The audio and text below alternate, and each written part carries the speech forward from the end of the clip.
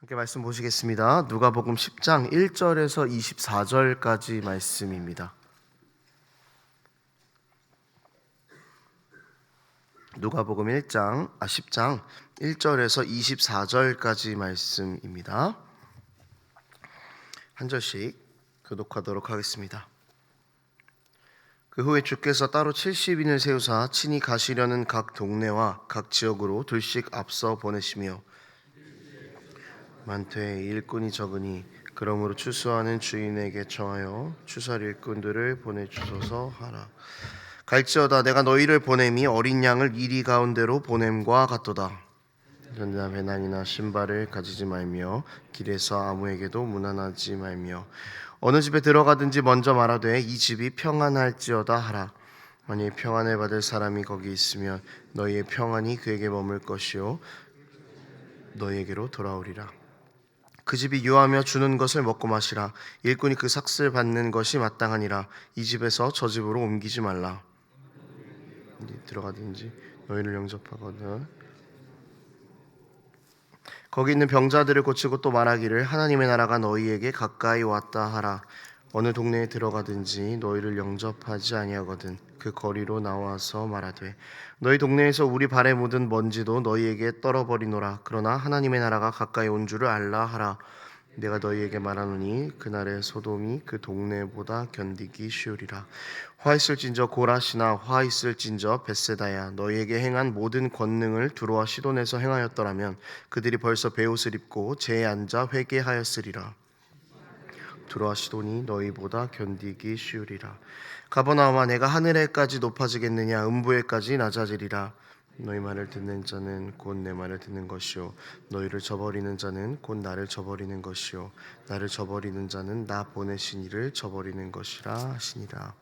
70인이 기뻐하며 돌아와 이르되 주여 주의 이름이면 귀신들도 우리에게 항복하더이다. 예수께서 이르시되 사탄이 하늘로부터 번개같이 떨어지는 것을 내가 보았노라. 내가 너희에게 뱀과 전갈을 밟으며 원수의 모든 능력을 제어할 권능을 주었으니 너희를 해칠 자가 결코 없으리라. 너희에게 항복하는 것으로 기뻐하지 말고 너희 이름이 하늘에 기록된 것으로 기뻐하라 하시니라. 그때 예수께서 성령으로 기뻐하시며 이르시되 천지의 주제이신 아버지여 이것을 지혜롭고 슬기 있는 자들에게는 숨기시고 어린 아이들에게는 나타내심을 감사하나이다. 옳소이다. 이렇게 된 것이 아버지의 뜻이니이다. 내 아버지께서 모든 것을 내게 주셨으니 아버지 외에는 아들이 누구인지 아는 자가 없고 아들과 또 아들의 소원대로 계시를 받는 자 외에는 아버지가 누구인지 아는 자가 없나이다 하시고 제자들을 돌아보시며 조용히 이르시되 너희가 보는 것을 보는 눈은 복이 있도다. 내가 너희에게 말하노니 많은 선지자와 임금이 너희가 보는 바를 보고자 하였으되 보지 못하였으며 너희가 듣는 바를 듣고자 하였으되 듣지 못하였느니라. 오늘 본문에서 강조가 되는 부분은 예수님께서 70명의 제자들을 각 지역으로 복음 전파를 위해서 파송하시는 장면입니다. 예수님께서 70명의 제자를 세우셨고요. 그리고 그 제자들에게 복음을 전할 때는 이렇게 해라. 이것을 주의해라 라는 그런 지침들을 이야기하십니다. 각자 맡은 마을로 가서 제자들이 열심히 복음을 전하고 돌아왔습니다. 그리고 복음을 전하면서 있었던 일들을 예수님과 함께 나누는 그런 본문입니다. 이 본문을 보다 보면은 뭐 하라라는 구절이 굉장히 많습니다. 그래서 전도할 때 어떤 방법을 가지고 전도해야 하는가에 대한 이야기들이 좀 많이 나올 수 있겠는데요. 그런 부분들 말고 오늘은 조금 더 중심적인 부분들을 살펴보는 그런 시간이 되었으면 좋겠습니다. 본문을 읽다 보면은요, 우리가 그리스도인으로서 붙잡아야 할 그 가장 중요한 것이 어떤 것인가를 확인해 볼 수 있는데요. 이 말씀을 나누면서 우리가 우리의 기준을 다시금 새롭게 하고 힘을 얻는 그런 시간이 되기를 소망합니다.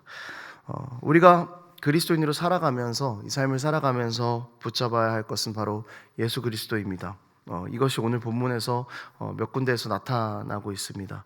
16절에서는 이렇게 나와 있죠. 제가 읽어드리겠습니다. 너희 말을 듣는 자는 곧 내 말을 듣는 것이요 너희를 저버리는 자는 곧 나를 저버리는 것이요 나를 저버리는 자는 나 보내신 이를 저버리는 것이라 하시니라. 16절에서 강조하고 싶은 것은 너희가 아니라 말씀을 하시는 나 예수님입니다. 너희가 아니라 예수님이 강조가 되는 구절입니다. 여러분, 우리가 그리스도인으로 세상을 살아가면서 복음을 전하고 살 때 보면은 거절을 당할 때가 있습니다. 사실은 환대 받을 때보다 거절 당할 때가 훨씬 더 많은 것 같습니다. 주님의 일을 한다고 했지만, 복음을 전하겠다라고 했지만, 막상 거절 당할 때 우리 기분이 어떻던가요? 사실 그렇게 썩 유쾌하지만은 않습니다. 그리고 생각보다 완강한 거부를 당하게 된다면 마음이 참 어렵습니다. 그러면 그때부터 우리에게 그 부정적인 마음이 좀 올라옵니다. 그 부정적인 마음이 복음을 전해야 한다라고 그 생각했던 그 순수하고 선한 마음까지 다 덮어버리는 것을 경험하신 적이 있으실 것입니다. 원래 우리가 복음을 전할 때는 거절보다는 예수님을 전해야지라는 마음이 훨씬 더 컸을 것입니다. 그런데 거절당함으로 오는 그 부정적인 기분 때문에 내 기분이 예수님보다 먼저가 되어버리는 것입니다. 우리는 이만큼이나 연약한 사람들입니다. 예수님의 사랑을 전해야겠다라고 다짐하지만 내가 기분이 안 좋고 낙담하는 일이 발생한다면 그 기분이 예수님보다 더 커져 버리는 것이죠. 여러분, 우리가 그리스도인으로 세상 가운데 서 있다면 때론 우리가 거절당할지라도 중요한 것은 우리의 기분이 아니라 예수님이십니다. 우리의 기분이 낙담되려는 그 순간 얘가 예수님을 전하려고 했던 그 선한 의도까지 덮어버린다면 우리가 수고하고 노력한 것이 예수님 때문이 아니라 사실은 나 때문이었습니다 라고 말하는 것과 똑같다라는 것이죠. 때로는 우리 자신이 지워질 것만 같은 그 상황에 있어도 우리가 그리스도인이 맞다면 여러분, 예수님이 가장 먼저입니다. 이것을 붙잡으면은 우리가 여러 낙담하는 그런 상황들 가운데에서도 위로를 얻을 수가 있습니다. 여기서 제가 위로를 얻을 수 있다라고 이야기를 했는데요, 16절의 말씀은요, 이 복음을 전하려고 가는 그 제자들에게 예수님께서 하신 말씀이셨지 않습니까? 예수님의 이 말을 듣는 제자들의 기분은 사실은 어땠을까요? 그러니까 복음을 전하기 이전에, 복음을 전하러 출발하기 이전에 예수님의 제자들의 마음은 사실은 두려움이 있었을 것입니다. 설렘도 있었겠지만 거절에 대한 두려움을 제자들이 생각을 안 하고 있지 않았을 겁니다. 그런데 예수님께서는 그 제자들에게 이렇게 이야기하세요. 너희를 거절하면 나를 거절하는 거야. 이 말씀이 마치 제자들에게는 이렇게 들렸을 것 같습니다. 나를 전하다가 거절당한 너희들을 내가 책임지겠다. 나를 거절하는 저들에 대한 심판은 내가 하겠다. 그러니까 너희는 내가 너희를 책임지겠다고 이야기한 그 사실 하나만 붙잡으면서 열심히 복음 전해라. 이렇게 제자들에게 들렸을 것 같습니다. 얼마나 위로가 되었을까요, 제자들에게? 말씀을 전하면서, 복음을 전하면서 그 낙담할 것 같다는 그 두려움을 가지고 있는 제자들에게 예수님께서 내가 너희를 책임질게. 너희보다 내가 먼저야. 이거 너희가 붙잡았으면 좋겠어. 라고 말하는 그 위로가 그들의 마음을 새롭게 했을 것입니다. 여러분, 우리의 감정과 우리의 생각과 우리의 계획들보다 예수님이 먼저입니다라는 것을 기억하고 붙잡는다면 우리는 늘 그분으로부터 오는 하늘의 위로를 얻게 되는 것입니다. 완전하지 못한 우리의 계획들보다 예수님을 더 붙잡으면 우리는 위로를 얻을 수 있는 것입니다. 그러니 여러분, 우리 삶이 예수님을 가장 먼저 기억하는 삶이기를 소망해 봅니다. 그분을 먼저 생각하고 그분이 내 삶의 모든 것보다 먼저라고 고백하며 그리스도인으로서 얻을 수 있는 최고의 위로를 늘 얻는 그런 우리의 삶이 되기를 소망합니다. 두 번째로 우리가 그리스도께 집중해야 함을 말해주고 있는 본문은요, 20절에 나와 있습니다. 제가 읽어드리겠습니다. 그러나 귀신들이 너희에게 항복하는 것으로 기뻐하지 말고 너희 이름이 하늘에 기록된 것으로 기뻐하라 하시니라.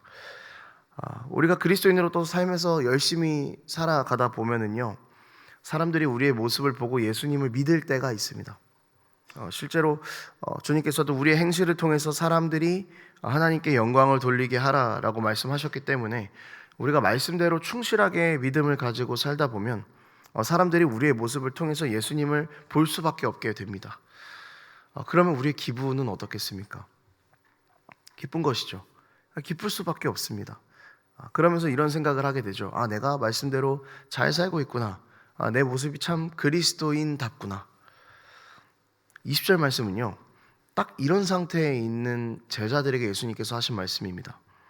전도하러 갔다가 이제 제자들이 다시 다 모였습니다. 그러면서 예수님한테 막 그렇게 이야기합니다. 주님, 귀신들이 우리에게 항복했습니다. 주님, 사탄이 다 떠나갔습니다. 주님, 기적이 일어났습니다. 이제 이렇게 예수님께 말을 하는 거죠. 기분이 상당히 들떠 있었을 것입니다. 굉장히 기쁜 마음이었을 것입니다. 그런데 예수님께서 마치 그들의 말에 찬물을 끼얹듯이 이렇게 이야기하십니다. 얘들아, 그거 말고 너희 이름이 하늘에 기록된 것, 이거를 기뻐했으면 좋겠다. 주님께서 이렇게 말씀하십니다. 우리의 삶을 통해서 그 수많은 영혼들이 주님께 돌아온 것, 그런 것을 경험해 본 적 있으실 것입니다. 그런데 그게 참 너무 뿌듯하고 기뻐요. 문제는 뭐냐면 그 기쁨이 주님보다 커진다면요, 우리가 열심히 산 이유는 주님 때문이 아니라 내 기쁨과 내 만족 때문이 되는 것입니다. 여러분, 우리가 살아가는 이유는 주님 때문이지 않습니까? 그런데 그 현상에 기뻐하는 우리의 모습은 내가 사는 이유가 사실은 주님 때문이 아니라 나 때문이었습니다라는 것을 이야기해주고 있는 것이죠. 예수님께서는 이것을 경계하시는 것입니다. 네 삶보다, 네가 나아지는 것보다, 너의 만족보다 중요한 것은 하늘나라에 너희의 이름을 기록하기 위해 죽은 나다. 이것을 붙잡으라고 예수님께서 말씀하고 계신 것입니다. 여러분, 우리가 현상에 집중하면요, 흔들리게 되어 있습니다. 왜냐하면 현상은 늘 변하기 때문이죠. 우리가 이렇게 해도 어쩌면 큰 결과가 나올 수도 있고, 이렇게 했을 때 우리의 노력보다 훨씬 더 작은 결과가 올 수도 있습니다. 그러니까 현상에 집중하면은 우리는 늘 흔들릴 수밖에 없습니다. 그런데요, 주님 자체에 집중하게 되면 우리 삶은 흔들릴 이유가 없습니다. 내 기쁨 때문에 살던 삶에서 내가 하나님 나라에 이미 들어갔기 때문에, 생명책에 이미 내 이름이 기록되어 있기 때문에, 예수께서 그것을 위해 죽으셨기 때문에 우리의 삶은 흔들리지 않는 것이죠. 또 예수님 자체에 집중하는 사람은 그 자신의 바벨탑을 쌓지 않습니다. 내 의를 쌓아 올리지 않습니다. 내 이야기를 듣고 내 삶을 보고 얼마나 많은 사람이 예수께 돌아왔냐를 중요하게 생각하지 않습니다. 그것을 자랑하지 않습니다. 왜냐하면 예수님 때문에 내가 살게 되었기 때문입니다. 예수님 때문에 내가 그런 삶을 살기 때문입니다. 그러니 자랑은 내가 아니고 십자가가 되는 것이죠.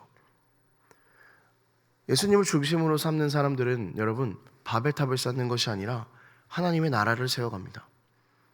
내 이름이 여기서 머물지라도, 내 이름이 없어질지라도, 내가 그렇게 없어짐으로 인해서 예수의 이름이 드러날 수 있다면 그것으로 족한 삶을 살아가게 되는 것입니다.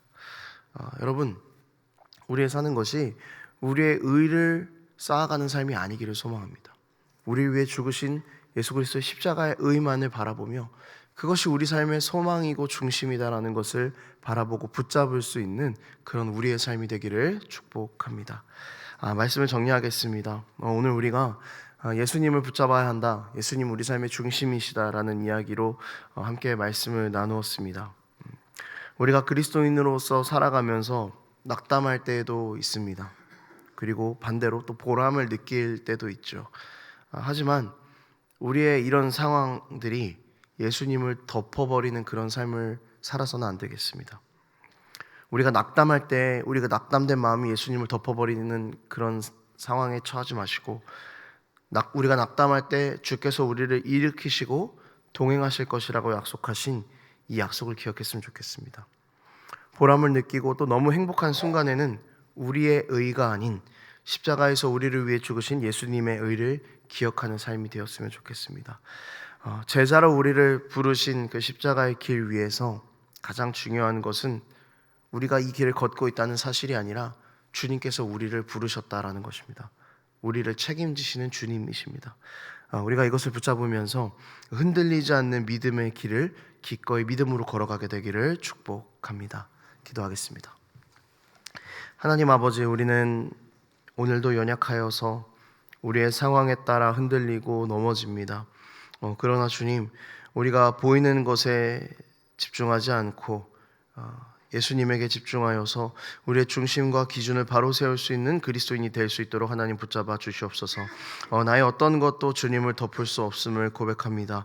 나의 모든 상황보다 주님이 가장 크신 분이심을 고백합니다. 주님, 우리가 주님을 주인 삼아 다시금 우리 믿음의 걸음들을 걸어가겠사오니 하나님 내 삶을 책임져 주시고 주님 내 삶의 주인이 되어 주시옵소서. 감사드립니다. 예수님 이름으로 기도합니다. 아멘.